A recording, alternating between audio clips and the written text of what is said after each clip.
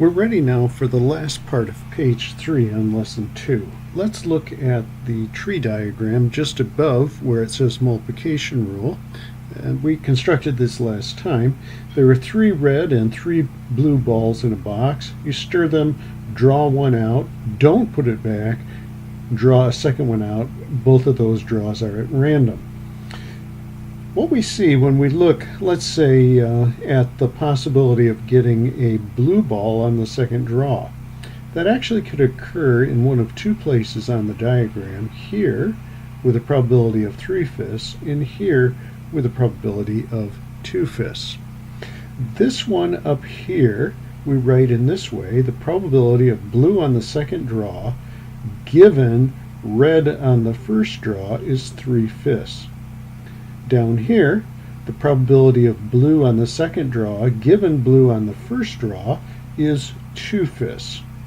The idea is simply this: if we know that we got a red on the first draw, then of the 6 balls in the box, one of the reds is missing. Of the remaining 5, 3 are blue, and therefore 3/5 is the probability of getting blue on the second. On the other hand, we might have drawn a blue on the first draw.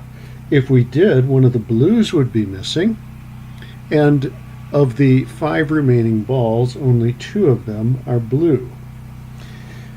When we read this notation, the vertical bar is usually pronounced as given, or you could say, for instance, given that. The probability of B given that A has occurred, or simply the probability of B given A. What we are seeing as we follow along the paths from the starting node to a leaf node on these trees is that we are looking at an example of the multiplication rule. The probability that both A and B occur is equal to the probability of A, the first event, times the probability that B occurs given that A has already occurred. So in this case, the probability of blue on the second, given that there was red on the first, is 3/5. Probability of blue on the second, given that there was blue on the first, is 2/5. All right, let's zoom in now and consider what we have involving this experiment: 3 red balls, 3 blue balls, draw 2 out without replacement.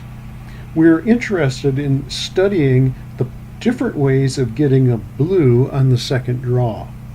What we've determined so far is this: the probability of getting blue on the second given that we had red on that first. That means if we are already here in the tree, what's the probability that we'll take this branch? The answer is 3/5. What if we are already here, given blue 1? What's the probability that we will take this branch? The answer is 2/5. Now we are interested in the question of what is the probability that starting from the beginning we will end up here at this leaf node? Well, the answer is you take this probability times this probability, 3/6 times 3/5, and we get 2/10. What is the probability that will arrive at blue on the second down here? 3/6 times 2/5. We'll correct that to say 1/5. 3 times 2, 6 cancels with this 6. We have 1 left in the top and 5 in the bottom. 1/5 is the probability of that. Now these are conditional probabilities in the sense we're saying, what if we already have landed here? What's the probability we will take this branch? This one says, what if we have already landed here, B1?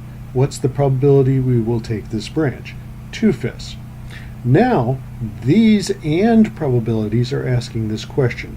If we start at the beginning, what's the probability that we will land on blue 2 here, or that we will land on blue 2 here? This one is the product 3/6 times 3/5. This is the product 3/6 times 2/5 for probabilities 3/10 and 1/5.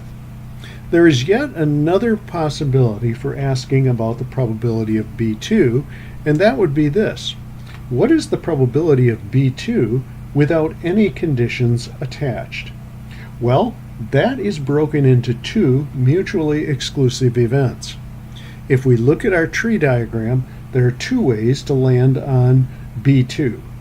R1 and B2 together, that's this probability, and B1 and B2 together, that's this probability.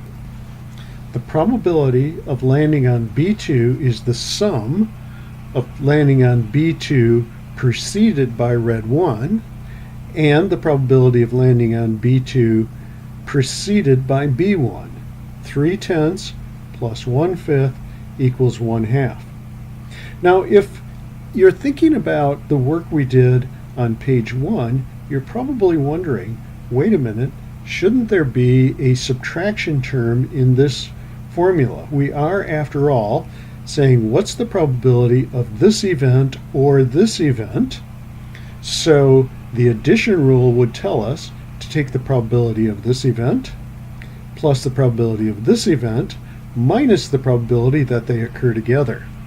But it's right there that we see we have an example of mutually exclusive events.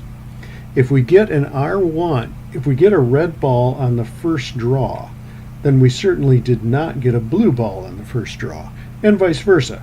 If we got a blue on the first draw, we could not possibly have gotten a red on the first draw. Therefore, R1 and B2 is mutually exclusive with B1 and B2. Therefore, the probability that this or this occurs is simply the sum of their probabilities, which in this case is 1/2.